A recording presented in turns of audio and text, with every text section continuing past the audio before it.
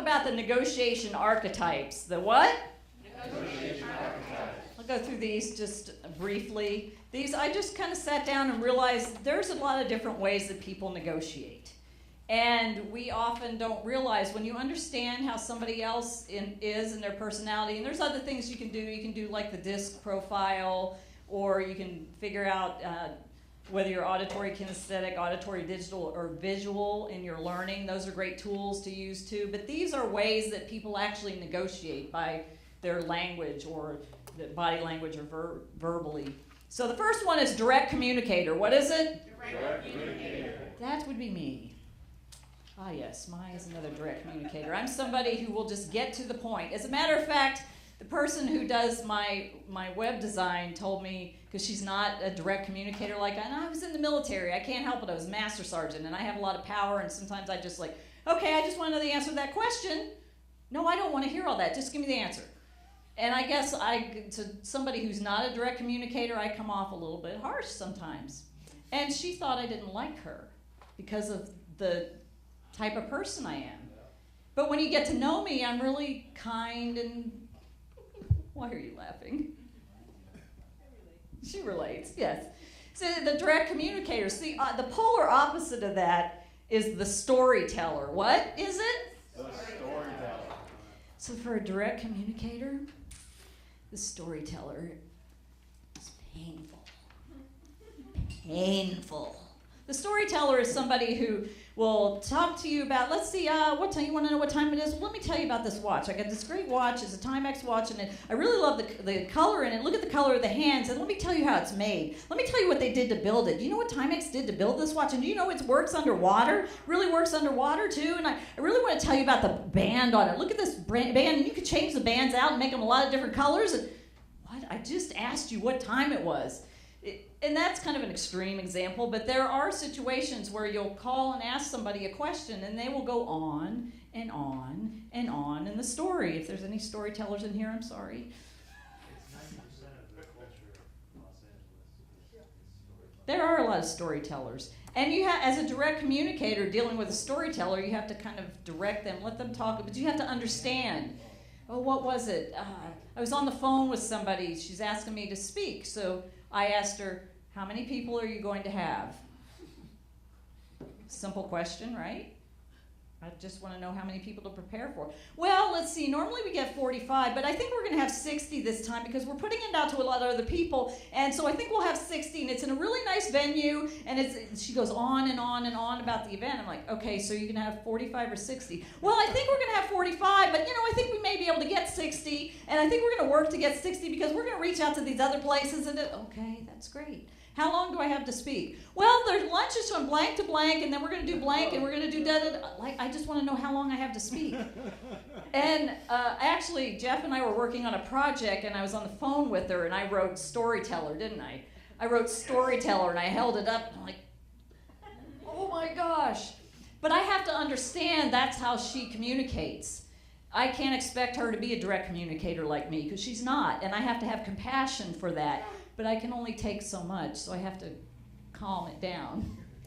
Yeah, yes, fellow direct communicator. Wait, somebody get it. Let's do this on a mic, because.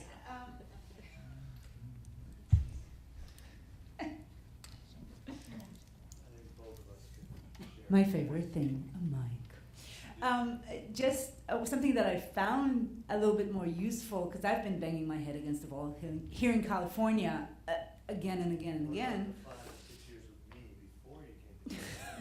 That had other perks, though. But just to establish that in advance and say, I come from a culture that speaks very directly, so I don't mean to offend you, and I don't mean to cut you off, but I ask direct questions, and I would like to get direct answers, and that actually works for a lot of people. And most of the time, I can actually hear the sigh of relief on the other side. They don't have to tell the story. They can really just answer. A lot of times we're doing it for uncomfortability. Yeah. Right, yeah, they may do it out of uncomfortability. So that's a good idea. I'm gonna see. I say I learn stuff from people. That's. And just a case in point, it works. Right. 'Cause she worked on me, and I was a big time storyteller for many years, and now I'm much more direct with my communication because she trained me. And I think it's cultural training. that needs to happen to be more direct. I think our businesses would be a lot more beneficial and productive if we had more of that training of direct communication. Awesome. So my question is, wouldn't you, especially when it comes to building relationships, in this room alone, there's so many different personality types, so many different values, and when I get to know them better, wouldn't I move from one archetype to the next to gain the best leverage out of that situation? Well, in the relationship building, that's different. Obviously, you want to have more communication and more context.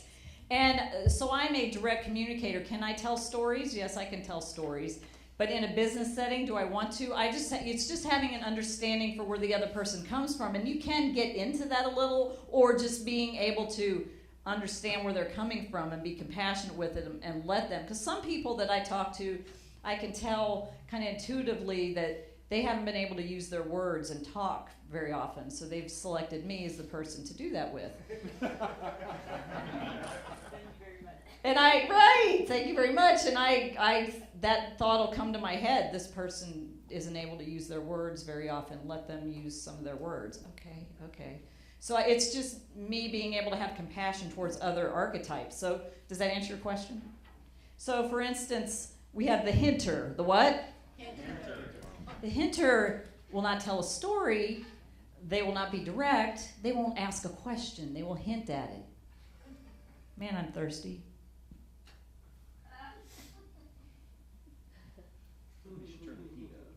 I sure am thirsty. Nobody's getting it. Oh, here, let me go. Yeah, see, like, it's not, instead of saying, would somebody, I have water up here as a matter of fact, would somebody bring me some water, please? The hinter won't come right out and ask, because they don't want to ask because maybe they fear of being turned down, but if they think they're going to hint around to it and somebody's going to go ahead and react. And in a sense, it's a little bit manipulative, but it can be. Pardon? Well, it depends. It depends. It's classifiable as passive aggressive? It depends. It could be, but somebody could just. Repeat the question. Would that be classifiable as passive aggressive? It could be. It depends, because somebody may be just afraid to speak up and ask for themselves. We're going to talk about that in a minute. If they're so afraid to really come out and ask because they're afraid of being turned down, and it's work for them to just hint around, that's safer for them. They don't know any other way.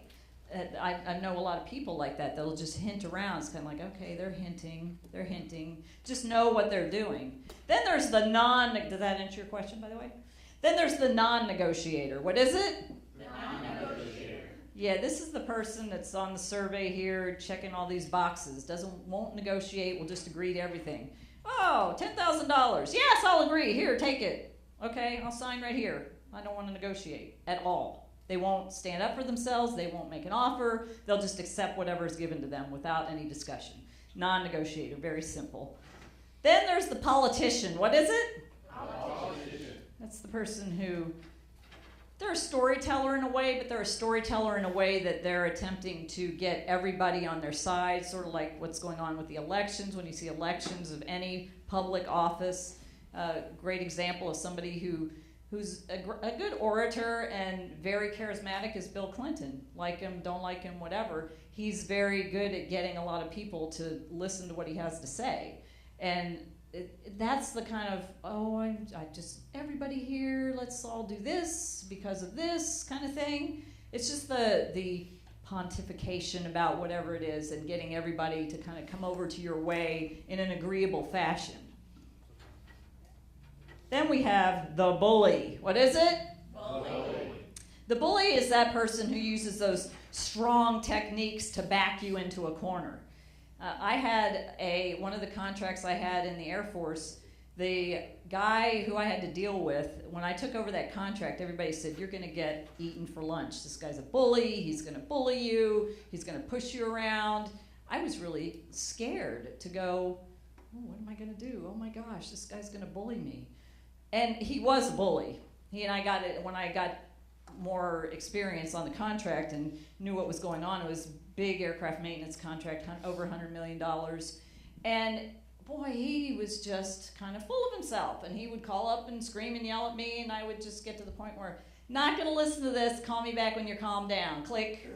Hung up the phone on him a lot of times. Yeah, I'm done talking to you. We're not going there. Click. Yeah, I'm the contracting officer. I'm the one who's signing this. Sorry, not going to do that. Click.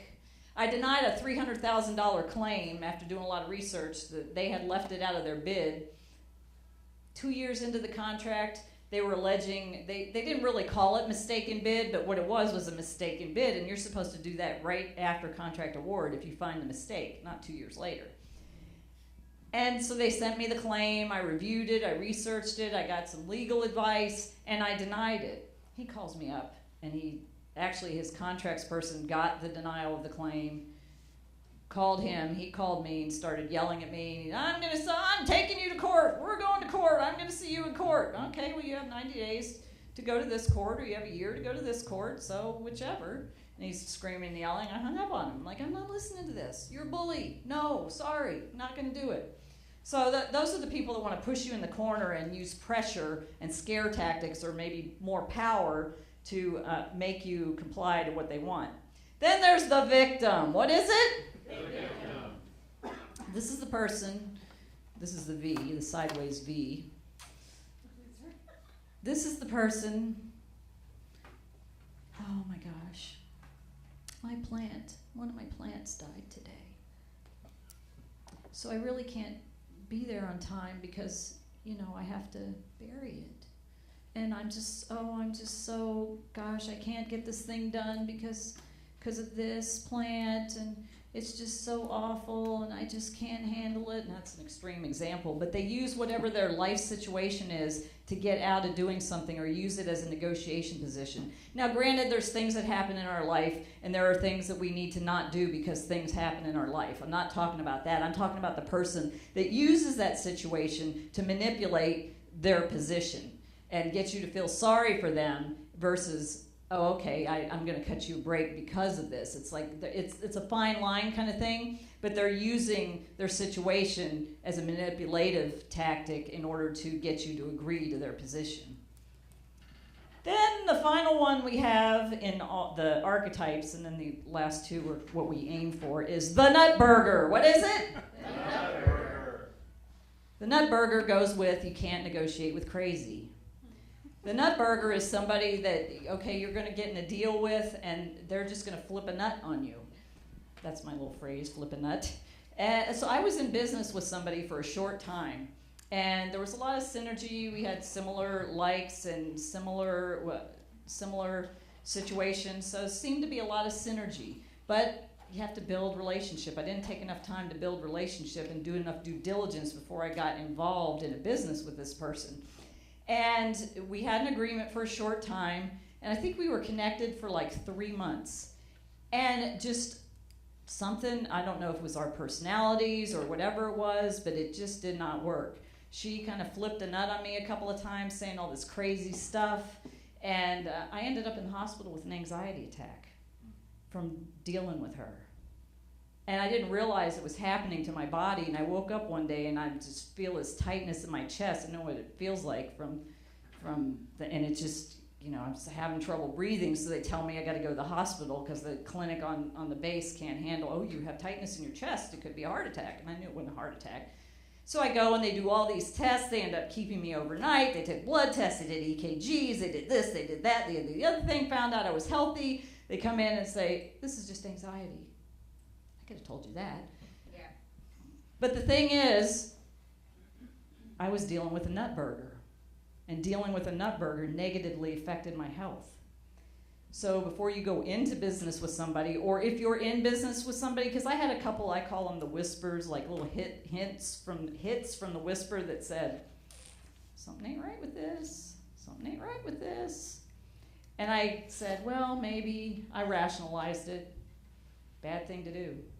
Got out of that because she had sent me a cease and desist, and I sent her one right back. I guess she wasn't expecting it. She sent me a cease and desist and said, you can't use my contacts, this, that, and the other thing, unless you give me half of your business. thought, okay. I sent it right back and said, here, cease and desist all this, and I don't want to be involved with you anymore.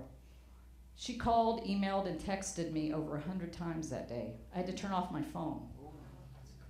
Nutburger. Very intelligent person, brilliant, and had a lot of great ideas, but the connection was not good. So you want to think about that, the Nutburger. So the things that you want to achieve are, you see here it says My Fair Lady and an Officer and a Gentleman. What is it? My Fair Lady, an Officer and a Gentleman. I just use that as My Fair Lady being fair and reasonable. You want to be fair and reasonable. An officer and a gentleman, we hear about being an officer and a gentleman. Again, it's about being fair and being in integrity and kind of walking that line. So that's what you want to strive for. You can probably pull some of these other ones into your negotiation, but recognizing what the other person is doing or where they're coming from might help you structure your deal or understand how to better prepare by understanding the archetype that they are. And like I said, there's other things if you know what whether they're visual, auditory, kinesthetic, or auditory digital. I actually have a little test where you can figure out what you are and what somebody else is. If you know that about somebody, you can also communicate to them in their language.